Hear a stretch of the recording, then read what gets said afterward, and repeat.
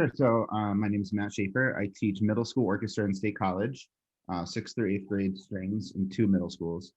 And I've been using creativity and outside the box projects in all 13 years that I've been teaching. It's really taken off the last 4 or 5 years, particularly. Um, I've really gotten into like using improv and composition specifically to help my ensembles, and it's been really fun. Um, what do you want me to start at the like with some of the projects I do or what or Yeah, yeah. let me look at I have some notes here, sorry. So I started out thinking like how can I incorporate this stuff into warm-ups because that's the easiest thing for Yeah. me when I was in like if you teach an ensemble, a secondary or even an elementary ensemble, you have limited time. And you have pressure of concerts and everything else. And that's no different for me. So I was like, where can I fit this in? And warm up seems like the easiest place to start. So I started doing little call and response things. I would play something on my violin or cello or whatever I had that day, and the kids would echo it back. I would give them a little bit of time.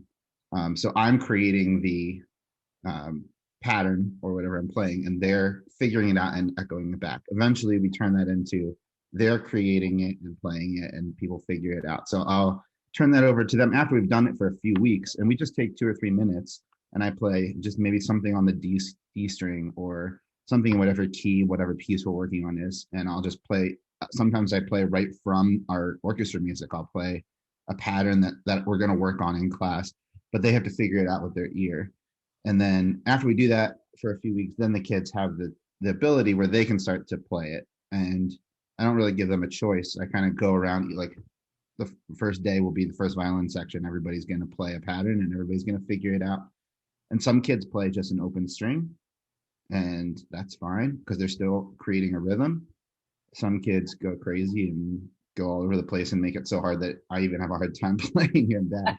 The hardest thing with that is remembering their pattern. So that's a big thing to emphasize is like make sure you know what you're playing before you share it. Because if you change it, then everybody gets confused. So that's Yeah. a really simple warm up that doesn't take a lot of time and you can do repetitively and change all the time.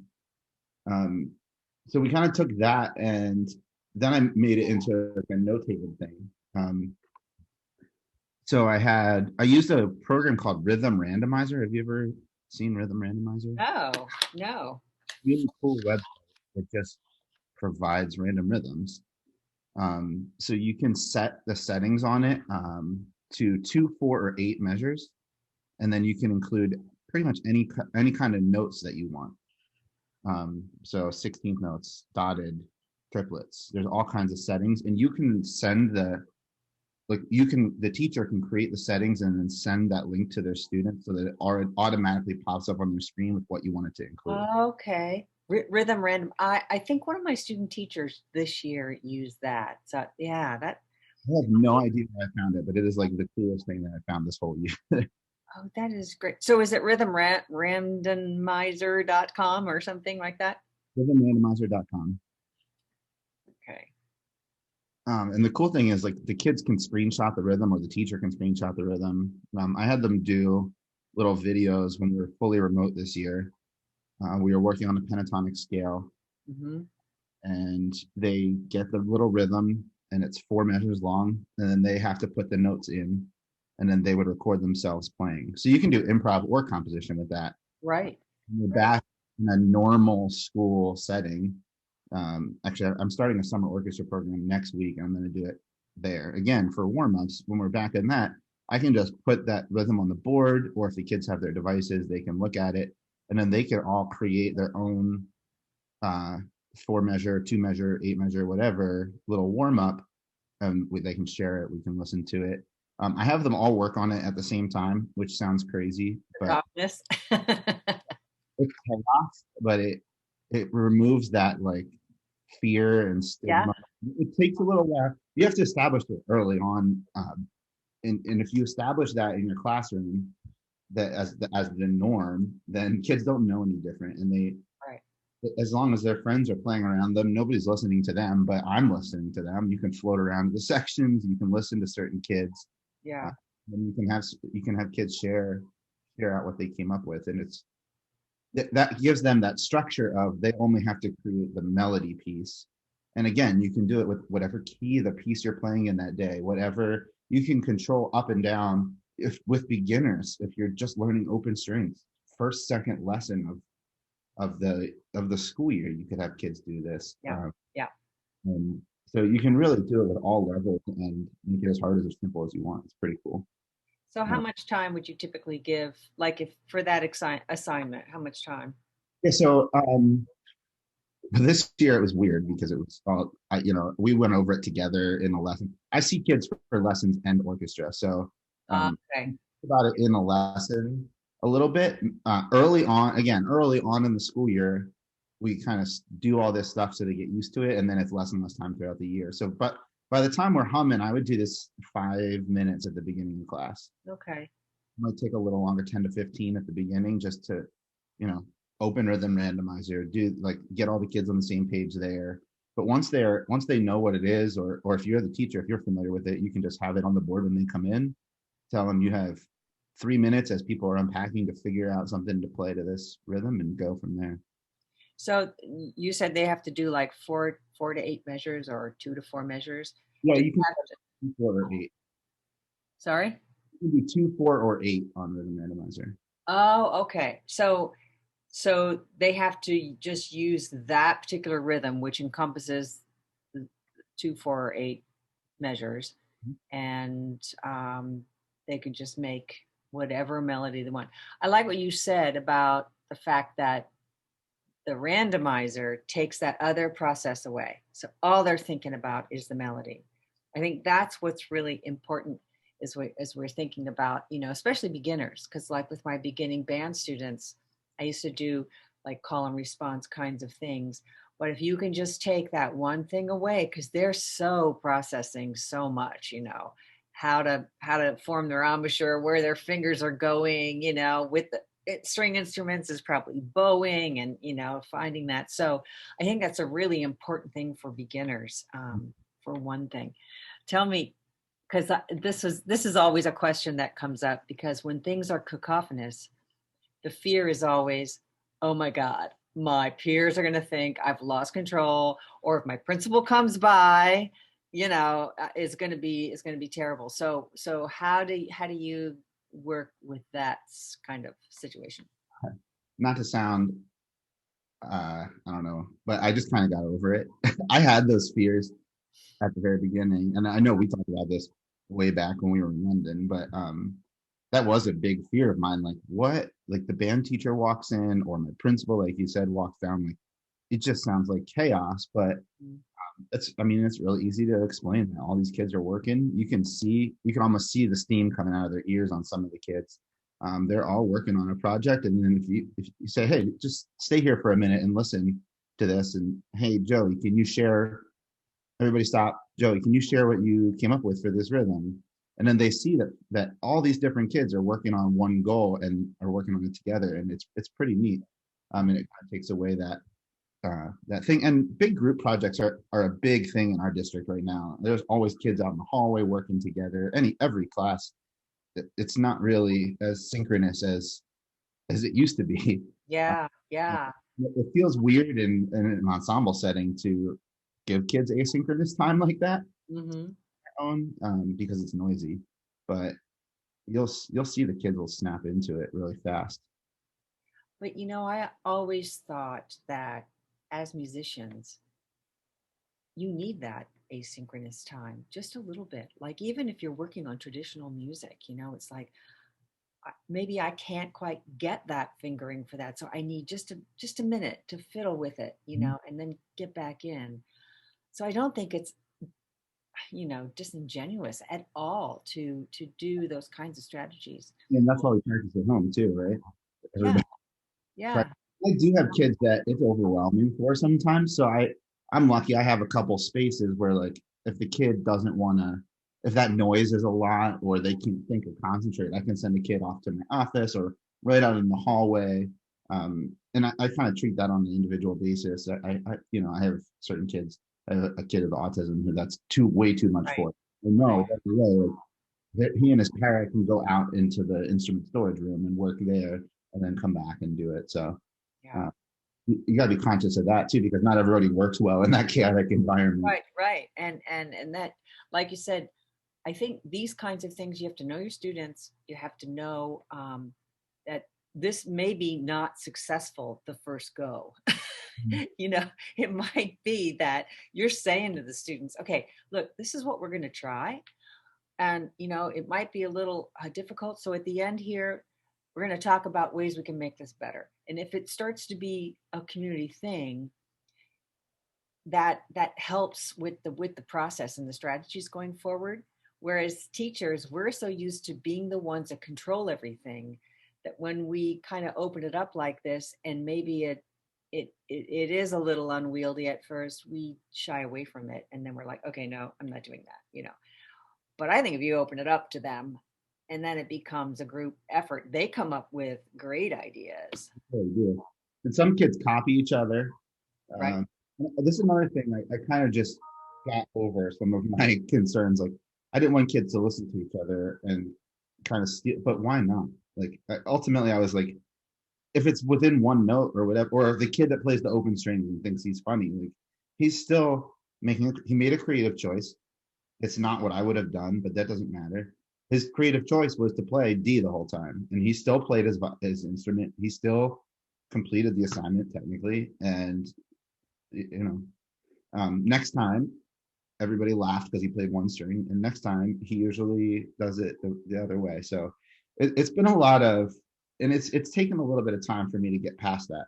It's kind of tricky, but the more I do it, this kind of thing, the easier it is to just say, hey, you made an effort, all right, cool, next time maybe follow the spirit of the assignment a little bit better, and then the more we do it, then the more they do it. So Yeah. And how do you find there's probably that one or two students in your class that are exceptional, and then they kind of everyone waits for them to do their particular thing, and then that's kind of motivating for the rest. Not that they want to, you know, that's not a competition, but I always saw that the peers, you know, supported one another, and they really liked if one person's doing okay, now I'm motivated to do it better or whatnot. yeah, that's usually the kid that'll start it. There's always that awkward silence at the beginning when I say, okay, go work. And everybody just sits there because they don't want to be the first one to play. But a lot of times those exceptional kids will start playing, and then that provides the cover for everybody else. Yeah. I try to avoid having them share all the time. Like I said, I'll go by section, or Mhm. I'll go by birthday or last name, or I'll just pick 3 or 4 kids to share. Um, and that way we kind of get a variety, because I don't want it always to be the first violin player playing their thing, and then every kid feels like, oh, well, I'm never going to come up with something like that. Yeah. That, Yeah. that's another important thing, is to make sure everybody feels valued and everybody gets a chance to play theirs. Um, and then a lot of times we'll have everybody then play it. If we do something simple like short, they can figure it out by their ear. We'll have the kid play it a few times, and then everybody's performing everybody's composition, which is another cool thing. Yeah. Yeah. And that works well for improv too. I do the same kind of thing with improvising. So if I was working on composition, I would have them probably work on it at home and make a video. But improv is where I would say, hey, we have 2 minutes here, figure this out. And then with my older students, I would kind of take away those structures and maybe take away the rhythm and say, okay, you have 4 beats to come up with your thing. Let's play it. You go, you go, you go. And I just go back to section, and it's pretty cool. And so you use that for warm-ups. Do you have any other strategies that you use in different ways? Yeah, so I do a lot of that composing and improvising stuff. I do other projects. Do you want me to stick with warm-ups, or do you want me to kind of jump into some of the No, others? whatever. Yeah, whatever other projects you do. Another cool one I did this year was we composed the harmony part. So we did a bunch of this type of smaller composition first, and all of my 7th and 8th graders wrote a 8 measure composition in pentatonic that I gave them the rhythm, and everybody wrote it out, practiced. They learned note flight, they learned all that stuff. So then we went and we talked about harmony, and this is kind of later on. I'll talk about my 3 chord song thing that I do, which is really fun. But this is kind of leading toward that. We talked about how like a 1, 4, and 5 chord and basic chord structure. And then the band teacher at school had a packet of like winter tunes that she gave to her students to practice at home. So I had them take that packet and choose a song, or they could choose any song really. And then they entered the melody into it. So let's say it was Jingle Bells. They entered the Jingle Bells into Note Flight, and then they created a blank harmony line. And then they looked at the melody line. And this is something we did in lessons, not in ensemble time. Yeah. They looked at that melody line, kind of analyzed it, saw that it starts on a G in the key of G, probably a 1 chord at the very beginning, and then they're able to choose a note from the 1 chord, and they created their own harmony part, which was super cool. Yeah. Every kid was writing their own duet. And then again, in real school, I would have had them pick a friend and perform it, but I had them use a program where they could record a duet with themselves, and they were able to make a really cool little Christmas or winter or whatever. A couple kids just chose random songs, little duet with themselves. And that worked out really well because they're analyzing a melody. They're doing a lot of the music theory stuff that we don't have time for in an ensemble. Yeah. They're also playing.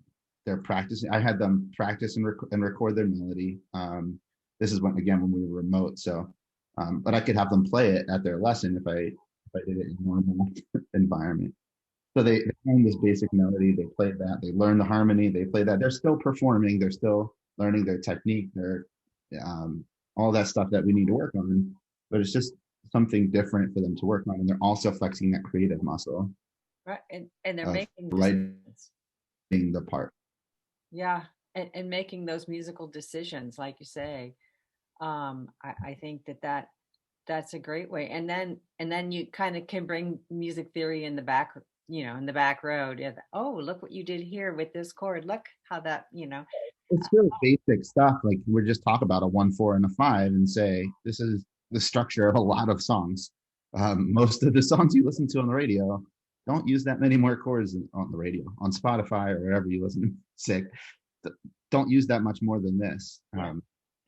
We had already done a project where I took a packet of songs from the 7th grade guitar curriculum. And so they did 3 chord songs, and they learned them in guitar because they learned the basic chords. So we would do that in orchestra. And again, this would be a warm up. I've started using it in my concert. I started doing a lot of this in place of traditional concert pieces. So we would learn, for example, Ring of Fire. So I would look at the chords for Ring of Fire, write them or project them up on the board. Very simple, 1, 4, 5. Write out the names of the chords. And then again, the students, I can point to them. I can follow them with a highlighter, however I'm presenting it. And then the kids, we start out, everybody plays the root of the chord. So if it's a D, G, and A, I think is what that song is. So everybody plays open D, everybody plays open G, everybody plays open A. We just go through it. We play Ring of Fire 2 or 3 times. There's our warm up. Everybody's played long open, and then we move on to orchestra music. Then the next rehearsal, we come back, we talk about the chords again, we play through the root once, and then I have the chords written on the board. So D, F sharp, and A, G, D, D, A, C sharp, and E. And then the kids can choose as we move through the chord progression. They can choose which one of those notes they want to play. So then we're building chords. And again, it takes 5 minutes, and that's our warm up. The first chair first violin kid is going to jump around a lot of times and choose different notes as we get to each chord. The basses, no offense if anybody is a bass player, but the basses are going to play the root of the chord. That's the way their brain works a lot of the time. The back of the viola section, the kid's going to stick with what we did before and play that. So again, I'm empowering the kids to make the choice, and that's a big part of my philosophy is letting the kids make their own decisions, and then they buy in a lot faster. So we're building these chords, playing through it, then we figure out melody, and then we put it all together, and then we can perform the whole song. I keep it in the original key so we can play it with the track, which is cool. Yeah, that's what I was going to ask you. So you play the song first, and they have to hear it, and then when they're when they take the note that they're going to use for the chord, are you playing the recording at the same time? Yeah. For the first few times through it for sure. And then as we get confident with it, I can take that away. And all of a sudden, because then they know how, if it's a song like Ring of Fire, most of them don't know that on the way in. Yeah. Listen to it 5 or 6 times and play along with it. Then they know how it goes. And then we can take that away and they can play the chords and the melody. I can have different kids play different things at different times. And then again, we've just learned an entire song where some of the kids are playing chords, some of the kids are playing melody. We can perform that. That can be something you can do. Like, hey, check out this cool song that we learned. Uh, Yeah. and What's the volume level like when they're playing and you're playing that recording at the same time? had, my classroom's in the same hallway as tech ed, and I've had some tech ed teachers come down, close the door, very forget to close the door. But it's fun. Like the kids, it's different music. They come in expecting to play Bach, Beethoven, and all of a sudden we're playing Johnny Cash. So it's something that it gets them excited even if they didn't know it, and it's loud. We can rock, we can have fun, and something different. And then they play it at home too. They're like, "Hey, I played Ring of Fire for my mom." It's like there's more practicing that they don't realize they're practicing. Right, right. That's really what my goal was to start on a lot of this, is like, how do I get them excited and fired up to play their instruments at home? So then I used that as kind of a plug-in then for the pop project, as I needed some more structure to get them ready to do that. So then the big thing that I do with my eighth graders at the end of every year is called the pop project, and they learn a song by ear. They choose it. Usually I have to approve it for key reasons and for obviously school appropriate reasons, but they learn it and they arrange it and then they perform it. And that has been one of the coolest things. And again, all these things help that because they're used to working independently. They're used to listening and um, notating song. You know, I just completely forgot. When you listen to something and you figure out what it is, I forgot what that's By called. ear, Yeah, just transcribing it. I think that's the word I was looking for. Yeah, they're used to. Yes. Thank you. I've been on summer break for like 4 days and I forgot everything.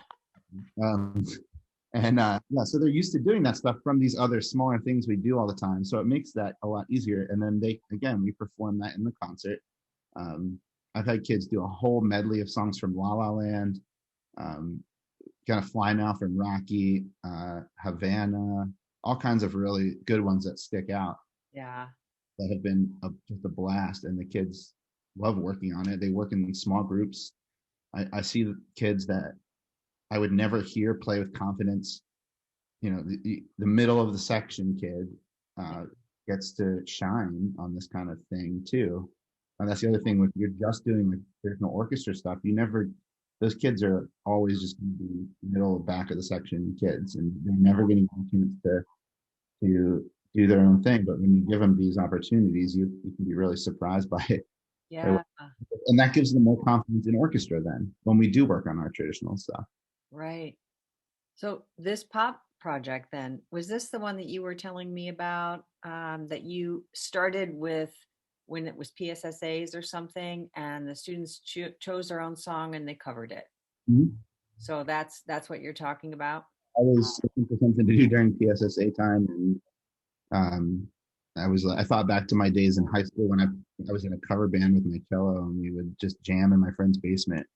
And that's what I like to do, and that's what got me excited to practice. And so I said, let's just figure this out. And yeah, it's that's one of my favorite things to do. We didn't get to do it this year, which was really sad because of the circumstances. But Yeah. So how long does that take then? I take I take about 4 to 5 classes, and I do take orchestra rehearsals for that. Um, Okay. so all the kids are working on their projects instead of working on orchestra music. It's usually around April. The way my concerts are structured, I have an August to December, and then I have a concert in December, and then January, and then late May is my last concert. So usually by the beginning of April, we kind of hit a dip in our rehearsals, and we're usually going backwards. It's like there's sight reading music all of a sudden, and everybody just needs a break. Plus, there's testing and all kinds of other stuff. So I take 4 or 5 classes during that time and just say, we're not working on orchestra music now. We'll come back to it. I still assign stuff for them to work on at home, but as a group, we just work on this. And it it started with more, but now that I've added a lot of this other like scaffolding projects ahead of time, it Yeah. as much time because they're used to doing this kind of thing more. Okay. Okay. So Um, so all of your students then they get in a small group and all of them do a different song. yep, each group. So I usually have in my 8th grade orchestra, I usually have between 20 to 35 students, depending on the year. So uh, I usually have them do at least 4 kids in a group, and I, for the most part, let them choose um, who they want to work with. I Hmm. found more successful. At first, I assigned it by instrument, so it was more like a traditional quartet or quintet, and uh, just letting them pick is better, in my opinion, because they work better and they're off task, but they're on task Hmm. more. Does that make sense? Like they, Yeah, it does. but they also get more done with their friends, and they're more like a bunch of kids work on it outside of school on their own, and it's fun to see the different things that they do that I don't assign them to do. You know, they'll work on it and record it and play for their parents and do all kinds of cool stuff. Some kids notate it. I don't require them to notate it, but some kids write it out so they have it. Um, I think I think what's interesting about that is because they've chosen it. I found with the research that I did with rock musicians is that they get together in a group because they have a lot of shared understanding about the music they like, and it facilitates rehearsals because with one word or something that they all know, they they know what to do, and then they can kind of have a kind of downs casual time, which is really important for them. I think it's a stress reliever. I think it helps creativity a little bit, especially if they can joke around a little bit and then get back to it. And sometimes they just play all together at the same time at different parts of the song, and that's okay too. And then they come back and kind of nail it. But I mean, did you find that that's kind of what happened with your group? yeah, actually, that's one of the things that I picked up from our trip to London, and specifically, I think it was at the Morpeth School. They had those like practice rooms, Yeah. and they sent kids in there in that, and it was the same kind of thing where they just kind of were with their friends, and we would go in. Like I remember going in with them, and the kids were just like they were asking me questions, they were talking to their friends and doing whatever, and then all of a sudden, like one kid would figure something out, and then they would break immediately out of that conversation and just do what that kid did, Yeah. and then it would go. And just watching that when it wasn't my own students was really helpful because I was like, yeah, could they be more focused all the time? Probably. Does it matter? Not necessarily, unless you're really crunched for time. But if they know how much time they have and they know the expectations, they'll get it done. Uh, Yeah. but that time with their friends is partly why they're there. Uh, Mm. and that's what we've been missing over the last year and a half is that ensemble and that togetherness. Um, and this that provides that with a smaller group inside the orchestra. So uh, Yeah. we tried it with band. It doesn't work as well with band because of transposing. Right. Students are Right. good at transposing, or if you do homogeneous instruments. Or Right. Right. I know. Can you hear my landline ringing here? Um, yeah, I know. When I had beginning band, that was one thing that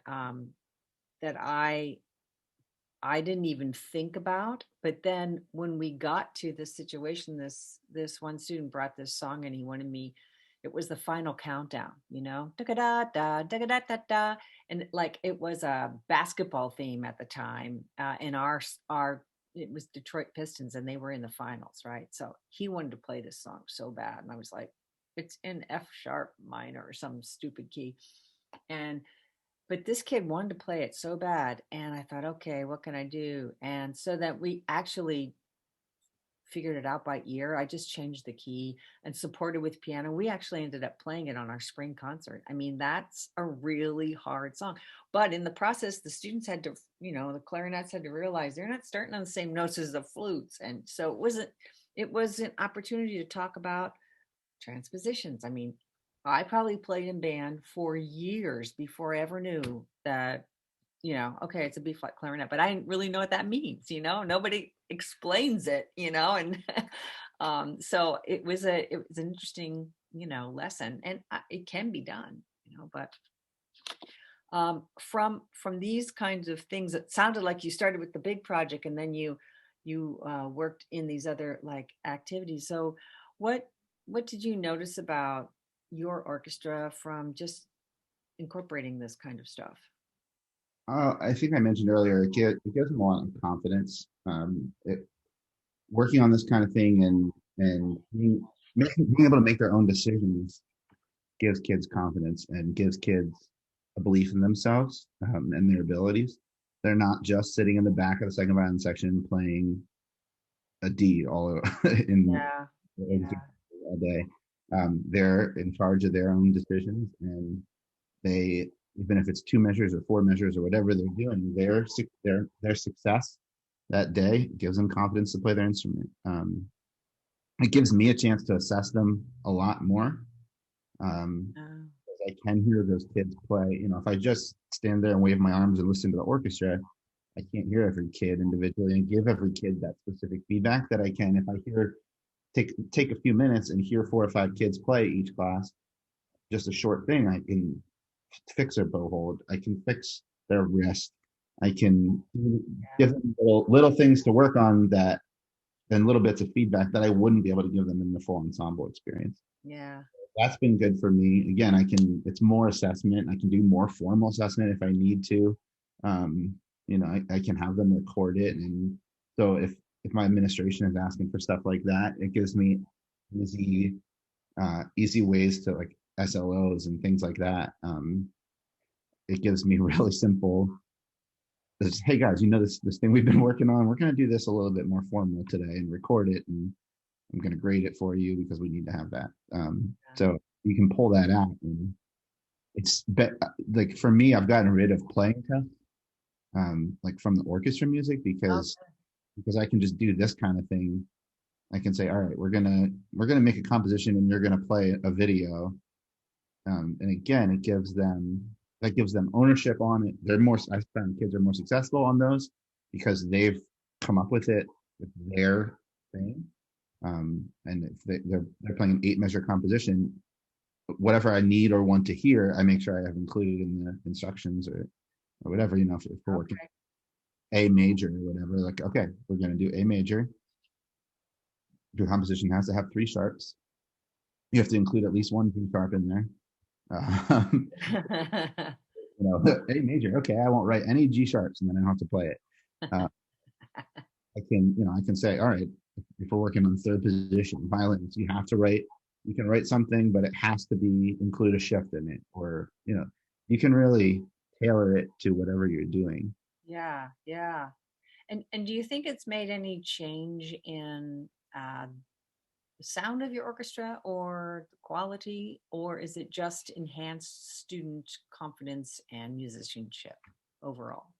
That is a good question because I haven't, I've done a lot of it in the last 2 or 3 years. So I haven't really heard my orchestra necessarily, Yeah. uh, but it's changed. I think it has, because like, especially like this year, we rehearsed 2 times in person before we recorded our concert. So those kids had to work independently, and they had to rely on those skills that we worked on. Um, so I think the answer is probably yes. Hmm. And it's definitely changed my philosophy on orchestra and my philosophy on concerts, Yeah. because we can include this stuff. This year I had my sixth graders compose an 8 measure composition that they wrote out, and we put a backing track on, like a pop rock backing track from YouTube, and each kid performed it like back to back. So I took like 8 volunteers, and so that was one of our concert pieces. Was That's cool. There was 64 measures. It was 8 kids that did an 8 measure composition. And it was like this continuous thing. It was really neat. Yeah. Changed my philosophy on that. And again, that's a really cool thing to show administrators. You said earlier, like what if principal stops by, like, hey, look at this. They created this whole thing and they're performing it, Yeah. checking all the boxes of standards, the national standards, all that stuff that you need to cover. Um, so it's really fun. I think that's what's important too, is like informing your administrator.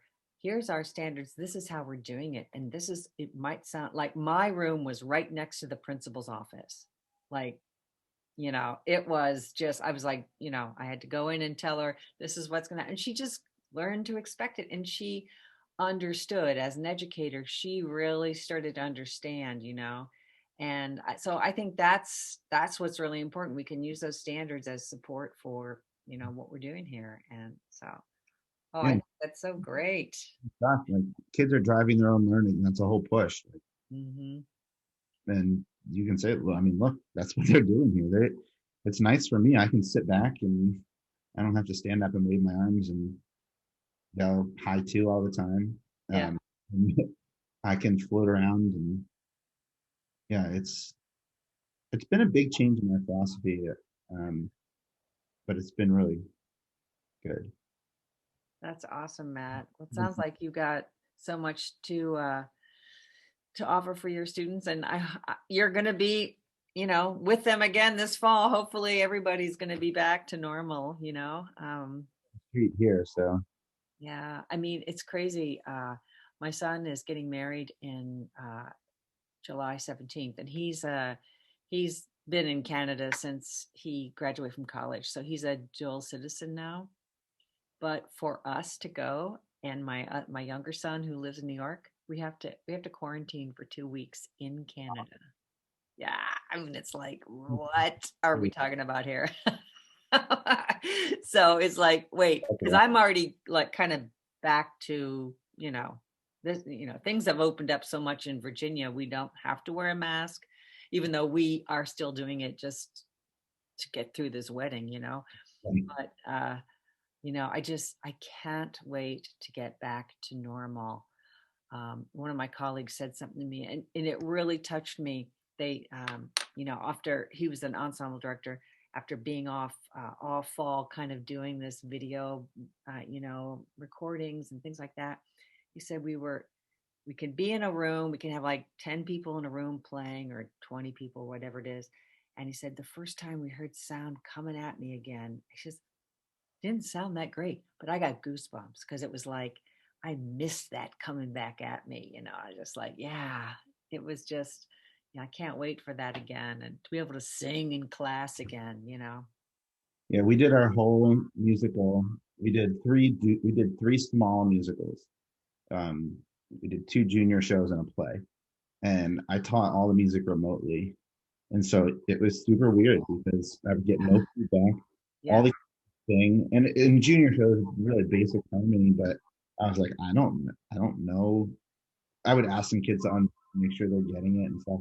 And then we went in person for the last month so that we could perform it and record it. And the first time they sang, we're in masks and space and everything, but I got goosebumps because they did learn it and a lot of them did get the harmony right. And I was just like, this is, I don't know if middle school singing has gotten me goosebumps personally before, but that one did.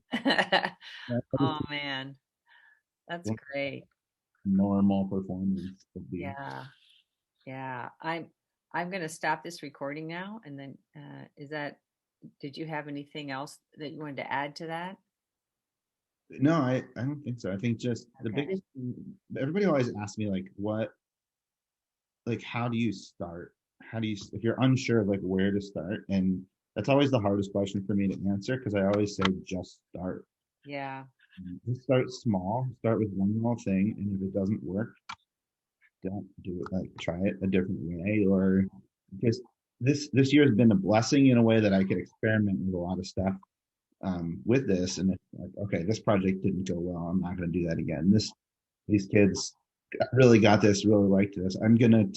I did 4 separate composition projects this year that I'm going to spread out through the course of my 7th and 8th grade orchestra in the future. And I was able to play around with them. So it's taken a couple of years to develop some of this stuff.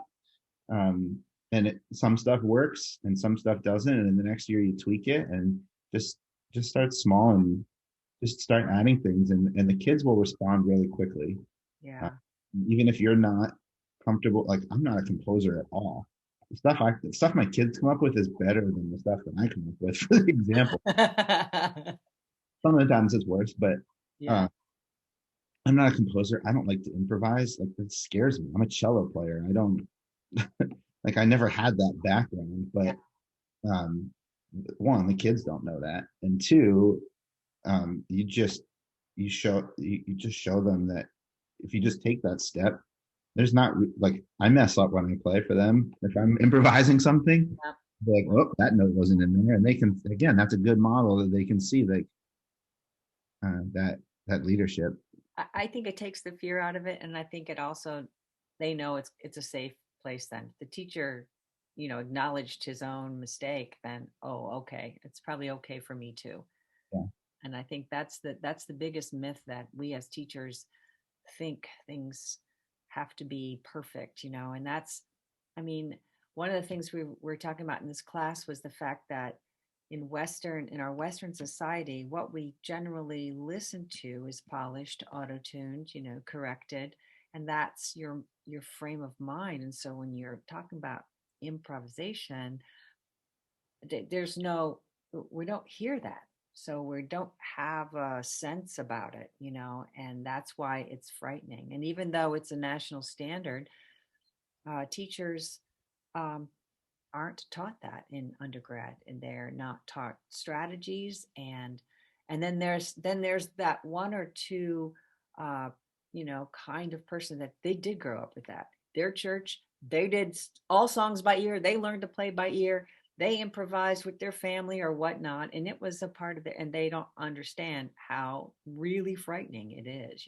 so yeah. yeah. But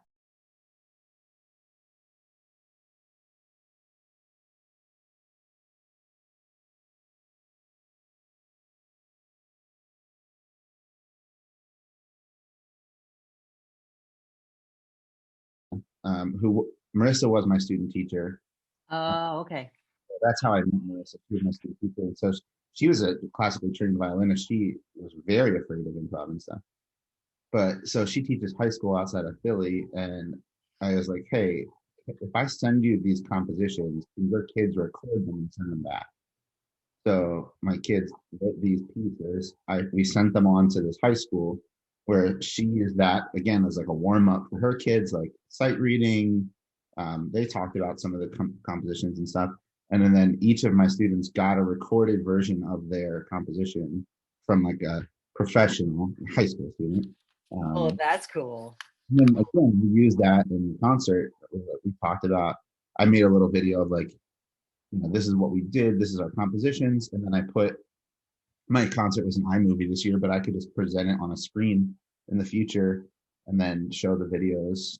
So I could work with Penn State. I could work with, you can reach out to the high schools or universities around you, and it's a cool way to build connections that way too. And then the kids, they're writing for a purpose, and they know their piece is going to get performed. The first girl I showed it to, she cried.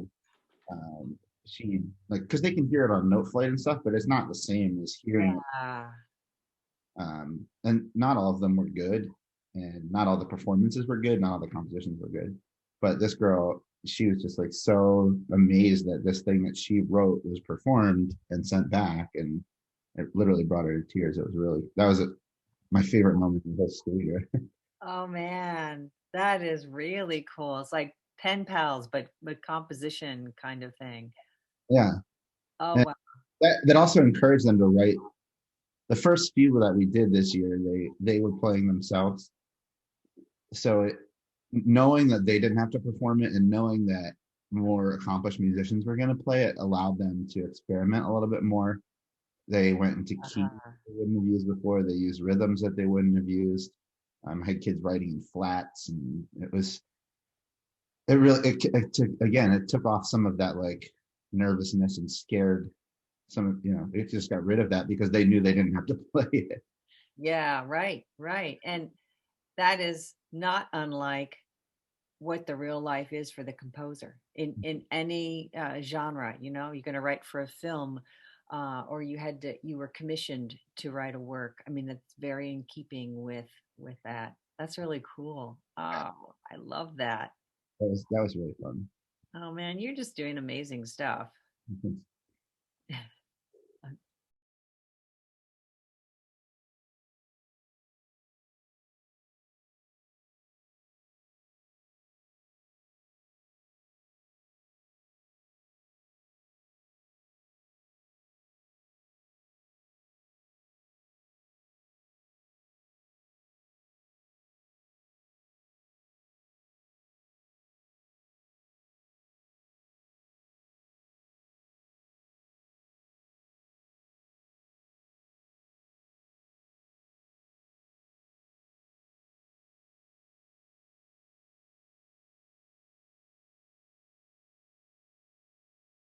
Okay. All Yes, right. I knew that some of the stuff that I knew what I was doing was good and was like sound educational stuff, but the experience that I had in London and with the class and stuff, and the, I finally had some like research to back it up, and I had the book that we used and things like that. That I was like, other people are doing this too, and it really empowered me and it really made me feel like what I was doing really was right, and it kind of brought together what I was doing and then backed it up with all this other really cool stuff and Oh, really that's neat. do more. That is so cool. And now there's so much research. I'm just finishing up a paper with a colleague at Slippery Rock, and it's all about elementary children covering songs in class. And you know, you would have never even I would never have felt empowered to do that had I not seen what I saw in informal processes, and then realized, oh, you know what? Children actually come into the classroom doing that, copying others, looking at others' fingers, you know, everything's oral because they don't read notation unless they take private lessons. And it was like, I wonder if that would work, and that was sort of kind of the genesis of that particular research. But that's really cool. Yeah, it's just neat to see that like in London, England, they were doing similar stuff to what I was doing in State College, Pennsylvania, and it's all it was all connected and it was all supported, and there's a reason that that people are doing it. Yeah. I just hadn't made that connection before, but um, yeah, it's pretty. That was good for me. Oh, that's so awesome. Okay.